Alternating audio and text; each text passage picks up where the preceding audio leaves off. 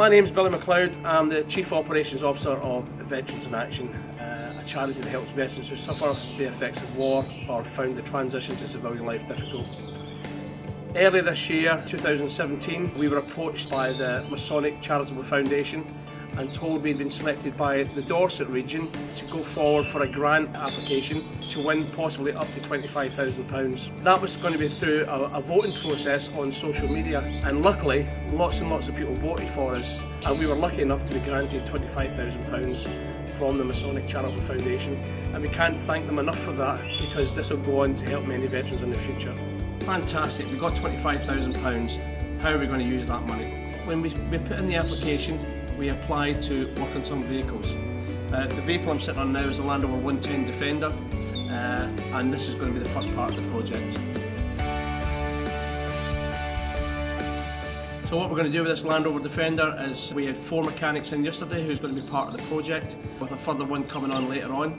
So 5 mechanics, all ex-servicemen, different regiments and corps, fantastic blend of people, all with different skill sets and experience.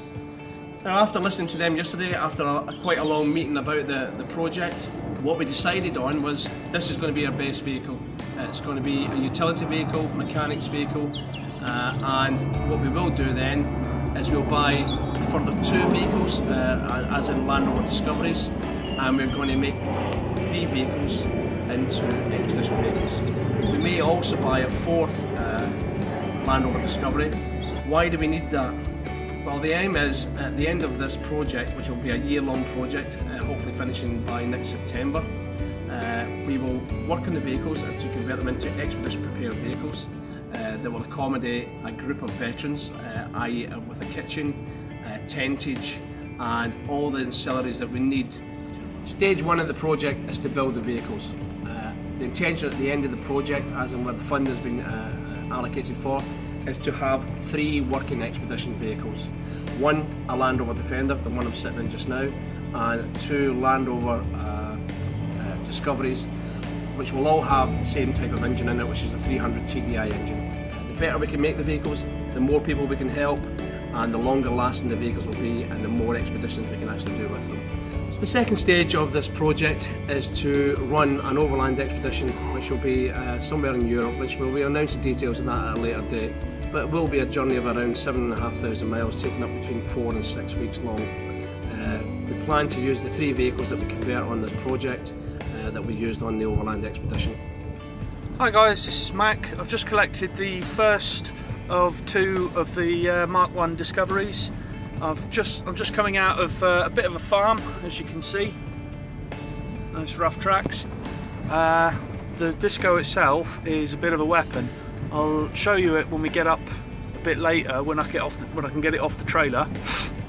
But basically, it's very clean. Normally with Discoveries, you have rot around the wheel arches, the boot floor, the front arches are terrible.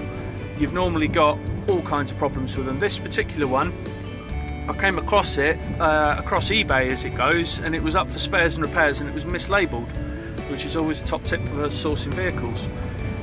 So what I did was I approached the guy. He wanted about £1,000 for it, so I come down and had a look, and took a friend of mine with me to have a look. I couldn't believe how clean it was.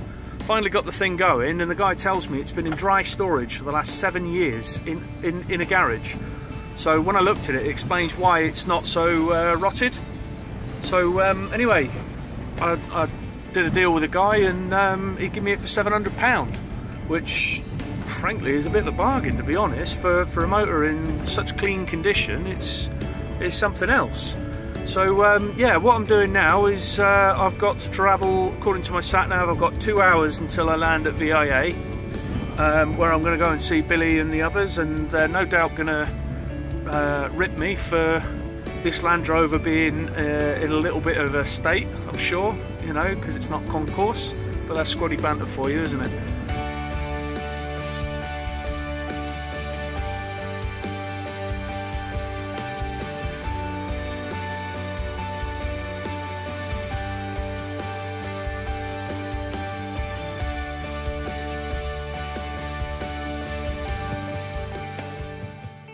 we've had a bit of a touch with this. I managed to get it through a popular auction site.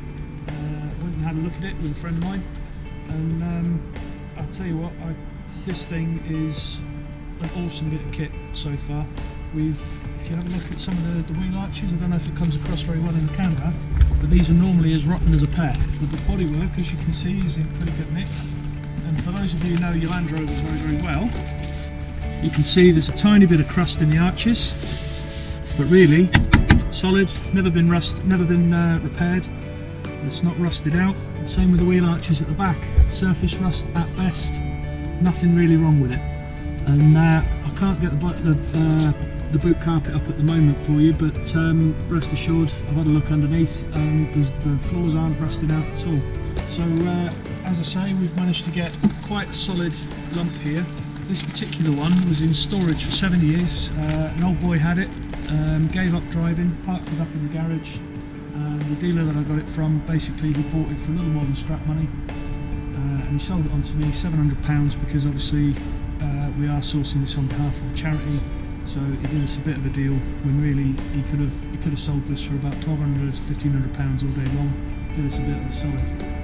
So yeah, what the plans are for this particular vehicle is we're going to take the body off of it, and we're going to de-rust the chassis.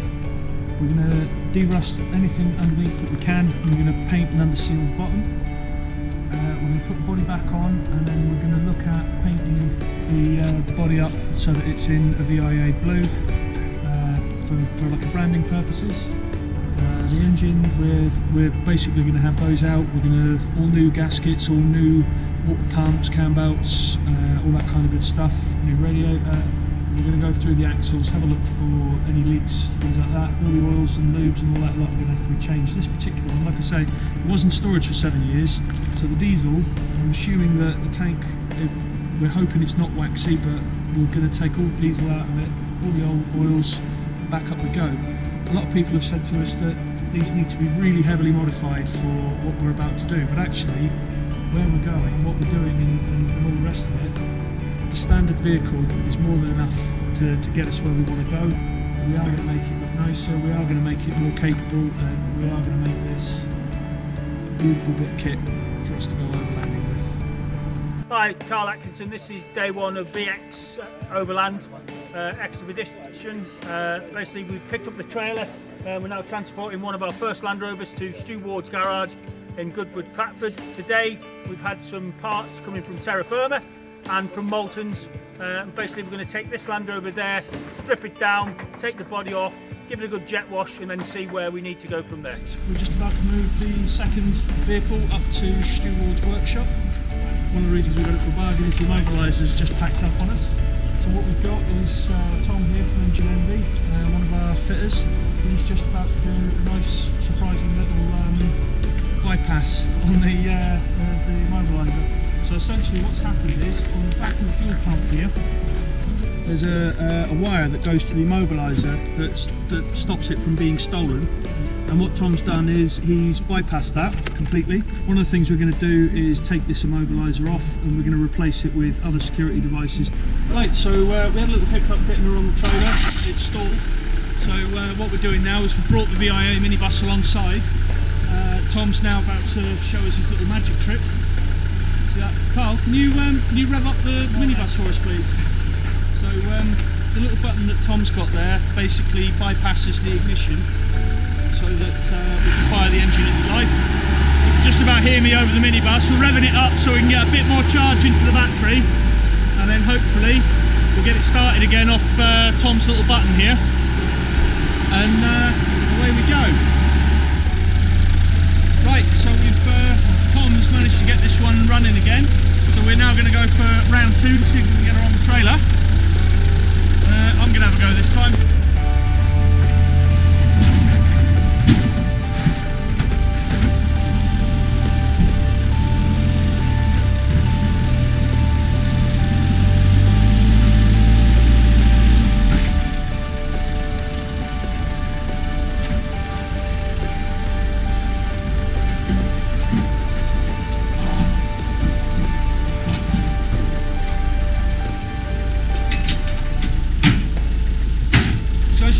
we've got her up on the trailer.